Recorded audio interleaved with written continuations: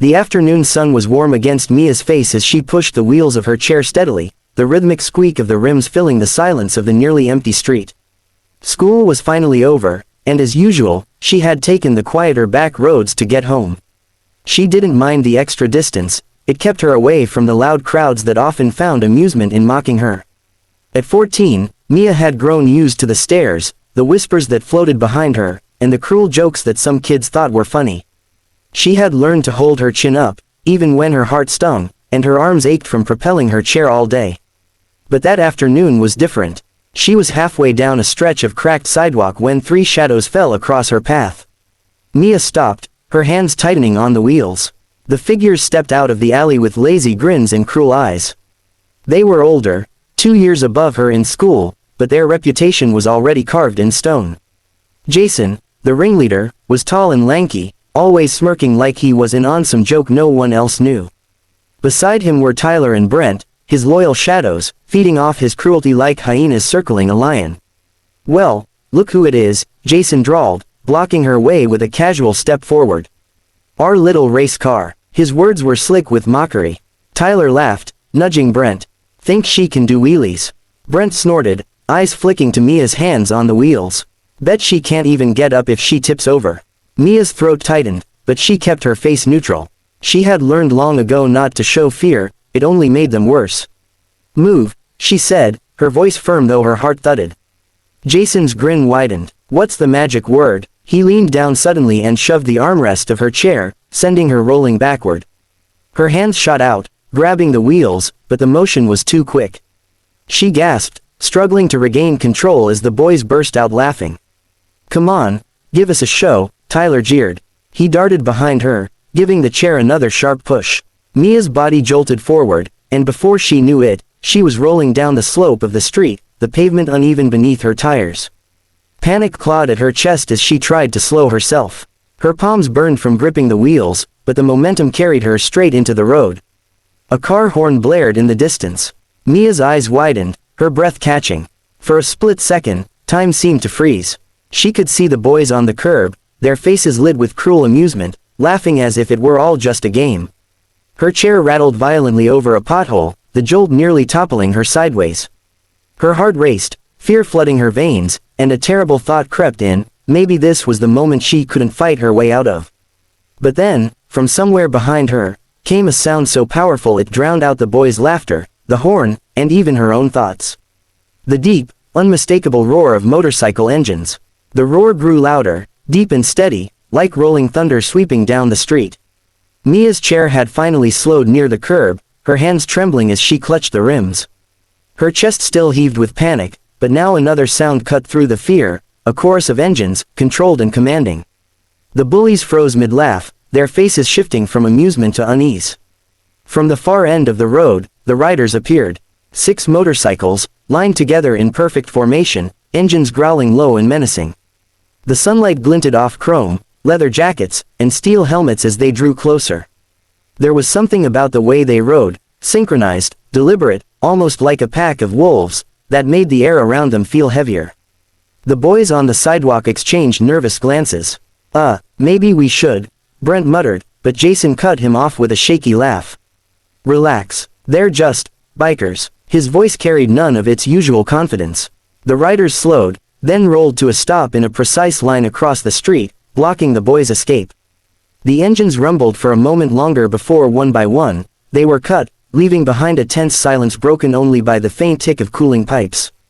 The leader swung his leg off the bike first. He was broad-shouldered, with a thick gray beard and sharp, weathered eyes that scanned the scene like a hawk. He wore a black vest over his jacket, patches stitched across it, each one telling stories of roads traveled and brotherhood earned. His boots hit the pavement with a weight that made Jason and his friends instinctively step back. "Problem here, boys." His voice was deep, calm, but with an edge that made the question sound more like a threat. Jason opened his mouth, but his usual smirk faltered. We were just messing around. No big deal." Another biker dismounted, a tall woman with fiery red hair braided down her back. Her eyes softened as she walked past the boys without sparing them a glance, going straight to Mia. She crouched down, brushing dust from Mia's sleeve and checking her scraped palms. "You okay, sweetheart?" she asked gently. Mia swallowed, her voice shaking. Why yeah, I think so. Doesn't look funny to me, the leader said, his gaze locked on the bullies. His voice dropped lower, heavy with authority. You think it's fun to shove a girl in a wheelchair into the street? Jason stammered, his false bravado crumbling. We didn't mean. Shut it, the leader cut him off sharply. The other bikers shifted in unison, their presence alone enough to press the boys into silence. The woman smiled at Mia, her hand resting lightly on her shoulder. They won't bother you again, I promise. Jason shuffled backward, tugging at Brent's sleeve. We should go. Not yet, the leader barked, stepping forward. His boots echoed on the pavement as he loomed over them. You don't get to walk away after that. Apologize. The boys looked at one another, muttering half-heartedly. Sorry. The leader's eyes narrowed, louder. Their voices trembled, but still came out weak. Sorry. That's not good enough, the leader growled, his tone like gravel. Say it like you mean it, or we'll stay here all night. The bullies, faces turned red with shame as they fumbled for words, knowing the wall of leather and steel wasn't going to move until they obeyed. The three boys stood frozen, their earlier cruelty crumbling into fear. Jason's smirk was gone, replaced with a twitch of his jaw as he struggled to hold his ground. Tyler kept glancing at the motorcycles lined up like silent sentinels, and Brent's hands fidgeted nervously at his sides. The air was thick with tension, the kind that made every second stretch painfully slow. The leader took another step toward them, his shadow falling over the boys. I said louder, let her hear it, let everyone hear it. His voice carried the weight of authority, the kind you didn't argue with. The other bikers stood behind him, arms crossed, silent but intimidating, their presence like a wall. Jason swallowed hard, his voice cracked when he tried to speak. We're sorry, he mumbled again, but the sound was barely above a whisper. Louder, the leader repeated, his tone sharp as a blade. His gray eyes never wavered, locking Jason in place. This time, Jason's face burned red as he forced the words out. We're sorry, he barked, his voice shaking.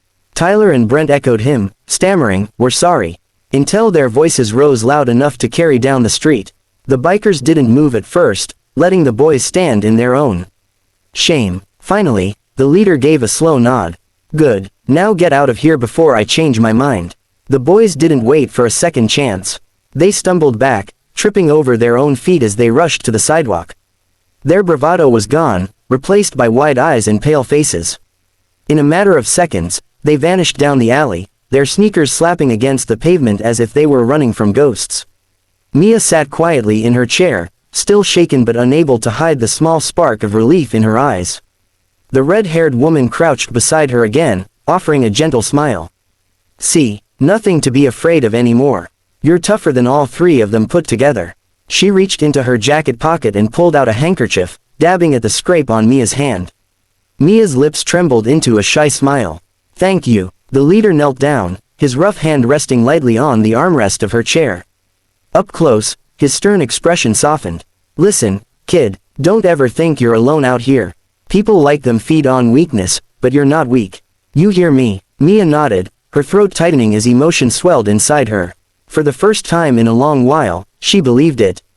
The other bikers chuckled, their laughter warm and reassuring, a sharp contrast to the mockery she had endured minutes earlier.